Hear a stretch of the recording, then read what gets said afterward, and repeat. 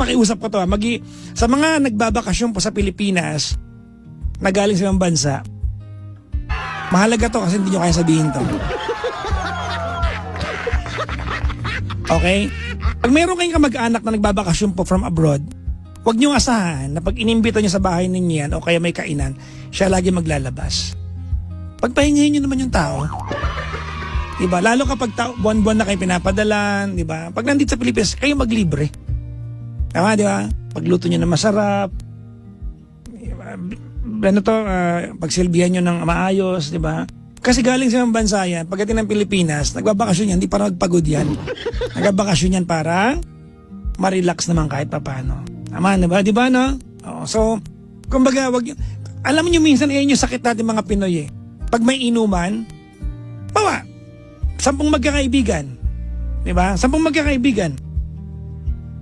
Isa doon, galing mong bansa. Yung 9 doon, nagkatrabaho sa Pilipinas. 10 may trabaho lahat. Pareho magkape yan. Sino saya? Sino sagot? Yung galing abroad. Bakit? May trabaho kayo lahat. Diba? Oh. So, yun lang ha mga pangga. Sinasabi ko to kasi Pasko na naman po. Ito na naman. Hahanapan nyo ng regalo yung mga tita nyo, tito nyo, ate nyo, kuya nyo, nanay nyo, tatay nyo na nagtatrabaho sa ibang bansa. Etong Pasko na to mga pangga, hayaan nyo naman na yung bonus nila, kanila naman. Huwag nyo nang hingiin. Maghahanda kayo sa Pilipinas, yung mga kamag-anak nyo sa abroad, diba, magpapasko mag-isa, hayaan nyo na pakinabangan nyo yung bonus niya.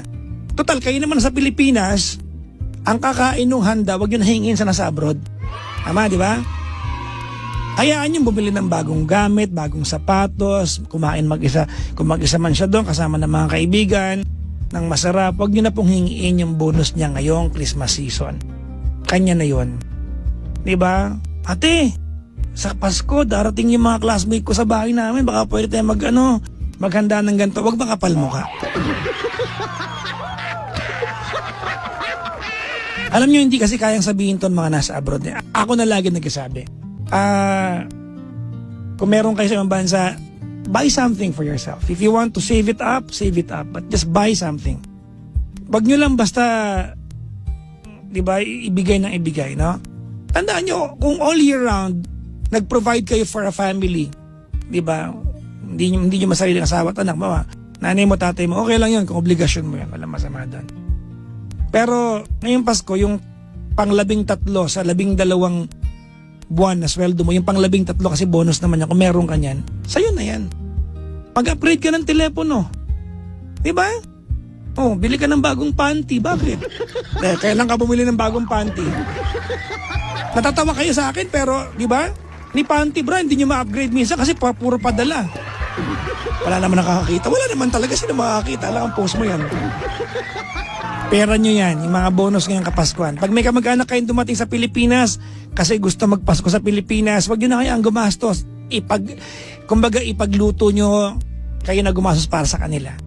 Alam nyo yung mga balikbayan na babalik ng ibang bansa? Wala namang 3 linggo yan dito. Kasi alam nila by the end of 2nd week, paubos na yung dala nila. Alam nila yan. Diba? Malupit pa minsan, magpapa-outing pa si tita. Nagpapa-outing minsan yan kasi gusto lang kayo makasama niyan. Hindi dahil maraming pera yan. Alam niyo mga pangga, ito yung hirap. Sa ating mga Pinoy, pag ikaw yung breadwinner, ang hirap sabihin ng mga sinabi ko. You are not going to say this. Kasi sa atin, may gawin kang 100, may isa kang magawa na hindi na ibigay, na hiniling sa'yo, yung isa yung maaalala. Mahirap buhay sa bansa mga pangga. Mahirap buhay sa bansa.